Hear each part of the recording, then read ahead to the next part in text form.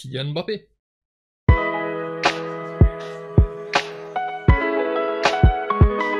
Salut mes madrilènes, salut mes merengues, salut mes galactiques, j'espère que vous allez tous très bien. Victoire du Real Madrid face à Villarreal pour la 28e journée de Liga et victoire ultra importante puisqu'avec ces 3 points le Real Madrid repasse seul en tête du championnat en attendant bien entendu le match de demain soir entre l'Atlético et le FC Barcelone, tout en sachant que même après ça, le Barça comptera toujours un match en retard face à Osasuna et du coup même en cas de défaite ou nul des Catalans demain, ils seront toujours en capacité de repasser devant nous, vu que même avec un nombre égal de points, le goal average fait en sorte qu'ils seront au final toujours devant toi. Ils mettent des roustes assez sévères en Liga quand ils en ont l'occasion et ils t'ont mis une belle fessée chez toi aussi.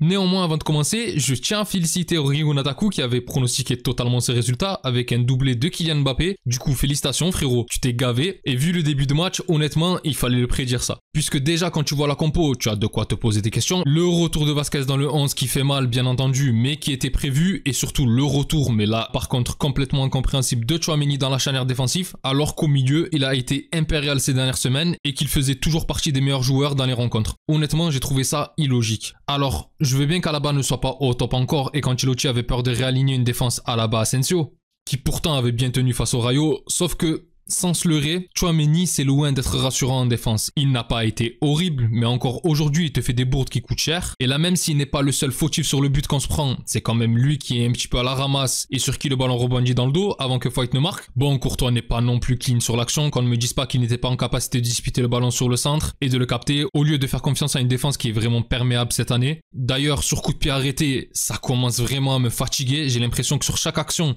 tes adversaires, peu importe qui c'est, peuvent et vont marquer. Et ce soir, sérieux, le 2-1, tu as quand même de la chance de le garder parce qu'ils ont eu pas mal d'occasions en face. Et dans le jeu, c'est pareil. Et Courtois se rattrape très bien sur le reste du match parce qu'à chaque attaque, c'était danger. Après, en même temps, quand t'as Vasquez et Fran Garcia, c'est des boulevards sur le côté. Et les attaquants de Villarreal ont su très bien les exploiter. Et dans l'axe, comme j'ai dit, Tchouaméni, Asensio, ça peut tenir face à Valladolid et encore. Mais face à Villarreal qui a un niveau technique supérieur, c'était sûr que ça allait être compliqué. Heureusement que par contre, de notre côté, on a eu encore ce soir un Mbappé en feu lui aussi, qui prend vraiment ses responsabilités et le jeu à son compte bien plus quand il n'y a pas Vinicius. Et bon, en vrai, je m'y attendais. T'as l'impression que quand il n'y a pas le Brésilien, le Français joue bien plus libéré. Alors, après le match face à l'Atlético où il a eu 4 ballons et demi, je m'y attendais à ce qu'il se montre bien plus. Mais je pense que là, mine de rien, l'absence de Vinicius sur le match de Mbappé, ça compte. On voit qu'il a quand même une meilleure facilité de jeu avec Rodrigo et Brahim où ils arrivent un petit peu mieux à combiner. Et oui, certes, tu as plus d'occasions avec Vinicius qui s'en crée à lui tout seul presque autant que les 3 autres. Mais la différence, c'est que même s'il y en a moins, elles sont beaucoup mieux exploitées à l'image du premier but et du 1-2 entre Brahim et Mbappé. Où tu as le français qui lance parfaitement à la limite du hors-jeu le marocain dans la surface. Et bon, même si Brahim a un angle un peu fermé au moment de sa frappe et que celle-ci est repoussée, bon déjà, elle retombe sur les pieds de Mbappé qui va marquer. Mais surtout sur cette action, je trouve qu'il y a bien plus de fluidité qu'avec Vinicius. Ou même s'ils arrivent à se trouver, bon, souvent dû à la vitesse de l'un ou de l'autre qui part en profondeur ou un centre en retrait, ça reste du football assez basique, quoique bien aidé par le talent des deux joueurs qui fait souvent qu'ils peuvent y arriver. Mais c'est quand même rarement des combinaisons comme ça en une touche de balle, et pareil avec Rodrigo, où au bout d'un moment, sur un 1-2 avec Mbappé, il arrive à se retrouver en entrée de surface. Bon après pareil, angle fermé, il tire dans le petit filet, mais je trouve que ça combine bien mieux. Et bon, le deuxième but de Mbappé par contre, du talent pur pour le français. Déjà, il a été souvent à l'amorce de pas mal d'occasions, où il a bien plus décroché que mercredi, et souvent c'était lui qui lançait l'attaque. Et là sur le deuxième but, c'est pareil, et c'est lui qui va décaler sur Valverde, qui va faire la passe à Vasquez, qui va rejouer en retrait. Alors, je pense qu'elle est pour Rodrigo à la base la passe, hein. Pas pour Mbappé, sauf qu'elle est trop forte et qu'elle est dans le dos du Brésilien. Et Bellingham aussi joue bien le coup parce qu'il voulait envoyer la patate, hein, mais il a vu Mbappé devant et il a arrêté son geste. Et bon, après ça, la classe à Dallas, contrôle de la semelle du français pour se la mettre bien et un petit placé hors de portée du gardien, magnifique pour le 2-1. Et aujourd'hui, on a senti qu'il était un petit peu revanchard parce que même à la fin du match, il y a Güler qui va un peu faire le mangeur sur une action, alors qu'il avait plusieurs options dans l'axe, dont justement Mbappé qui va faire comme Bellingham et montrer son mécontentement. Et d'ailleurs, je crois que cette action, elle arrive sur l'une des premières percées de Vinicius, qui est rentré quand même en fin de match, comme prévu. Maintenant, concernant Vini, on le sait que c'est un danger permanent et que c'est dur de s'en passer. D'ailleurs, lui, dès son entrée, il a failli être passeur décisif pour Valverde qui n'a pas voulu tirer. Et c'est dommage parce qu'à 3-1, tu termines pas le match sous pression comme tu l'as fini. Mais bon, je sais pas ce qui se passe au lieu d'envoyer une menace alors qu'il est bien placé dans la surface. En plus, il s'est fait huer tout le match par rapport à son ombre Egbaina où l'autre abruti là avait dit un truc qui ne se dit pas à propos de sa famille alors qu'il aurait pu perdre son fils. Moi franchement, j'aurais été à sa place, j'aurais marqué juste pour les faire taire.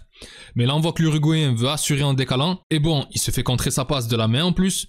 Bon là c'est pareil que pour le centre de Vinicius, hein, sifflé ou pas, c'est pas un scandale puisque le défenseur a son bras en appui sur le sol. Mais bon, là je trouve que Valverde joue assez mal le coup et c'est assez rare pour être souligné. Et pour en revenir à Vinicius, le problème, ce n'est pas ce qu'il est capable de faire, parce qu'on sait qu'il a des capacités de dingue, mais plutôt ce qu'il fait. Honnêtement, avant que Mbappé n'arrive, je m'étais dit que ça pouvait poser problème peut-être, vis-à-vis de l'ego, etc. Sauf qu'à l'arrivée du français, j'avais l'impression qu'il s'était assez bien fondu dans la masse. Et dans le groupe, sans faire de vagues, et à ce moment-là, Vinicius était sur sa lancée de la saison dernière, persuadé qu'il allait gagner le ballon d'or, tout ça, sauf qu'au final, les deux joueurs n'arrivent pas à jouer ensemble du tout. Alors que Vinicius est capable de donner de sacrés ballons aux Français, mais qu'il a toujours le mauvais choix en tête, et c'est ça qui fait qu'ils ne s'entendent pas encore. Là aujourd'hui ils ont un contre de 2 contre 2 et on a l'impression que Vinicius se précipite à vouloir lui donner le ballon et du coup elle est coupée par un défenseur et c'est ça le problème qui fait que pour moi ils ont du mal à combiner par rapport à Rodrigo et Brahim qui ont plus la compréhension du jeu qu'un Vinicius qui lui va peut-être faire la touche de trop et ne va pas comprendre quand forcément jouer vite ou ne pas donner suite à un 1-2 et c'est pour ça qu'on a l'impression de gâchis quand il est sur le terrain par rapport à quand Mbappé joue avec Rodrigo ou Brahim, même si encore une fois il est capable de le faire, la passe pour Valverde c'était un bijou.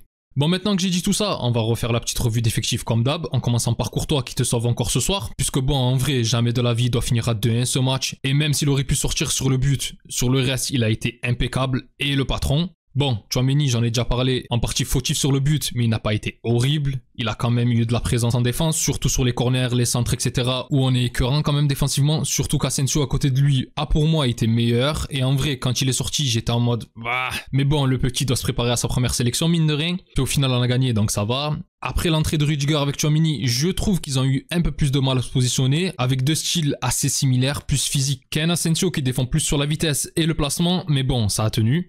Sur les côtés, bon défensivement on le sait, ça a été dur, même très dur pour Fran Garcia en début de match, où ça passait beaucoup de son côté, et bon offensivement, ben mine de rien, c'est là où je les attendais le plus, vu les profils. Et Vasquez, même si je le crains, il est passeur décisif, et il a même joué au poteau de corner tellement il proposait, et il jouait haut. Il a bien été aidé par Valverde quand même, qui compensait souvent de son côté. L'Uruguayen qui a eu une activité monstrueuse encore une fois, bon à part comme j'ai dit l'action où il aurait pu frapper, ou même aurait dû frapper, moi je ne peux rien dire sur El Capitan Federico, il a fait du bien ce soir dans le jeu. Gros match aussi de Camavinga qui était parfaitement sur sa lancée de son entrée face à l'Atlético et qui est monté en puissance en plus de ça, franchement.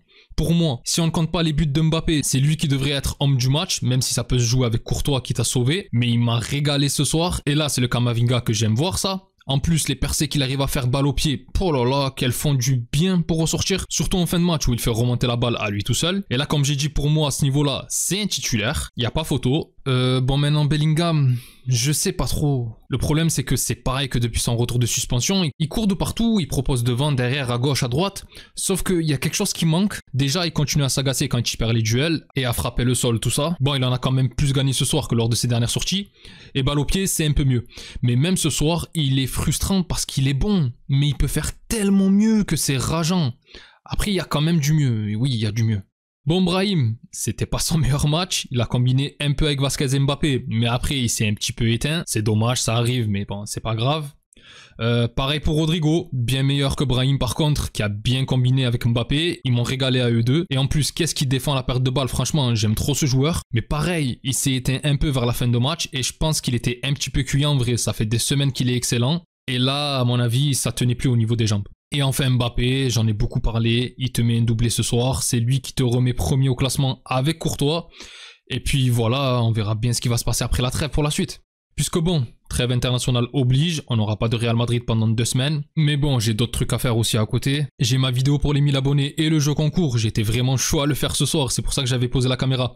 Mais bon, je ferai une vidéo à part entière. Là en plus, il y a un peu de temps pour pouvoir le faire. Je vais essayer aussi de terminer les vidéos d'à côté. Un peu plus difficile à monter, etc. Ça fait du bien d'avoir un break pour pouvoir le faire. Et bon, j'espère pouvoir vous proposer tout ça durant cette trêve. Enfin bref, mes galactiques, c'est tout pour moi concernant cette rencontre. Dites-moi ce que vous en avez pensé dans les commentaires. Si la vidéo vous a plu, n'hésitez pas à liker et à vous abonner. C'est un soutien très important pour la chaîne et je remercie toutes les personnes qui prennent le temps de le faire. Vous êtes les meilleurs. Pour les autres, on se retrouve dès la prochaine vidéo, sûrement celle du jeu concours. D'ici là, je vous souhaite une excellente journée ou soirée selon l'heure à laquelle vous regardez cette vidéo. Prenez tous soin de vous et encore et toujours, hasta le final, vamos Real. Salut!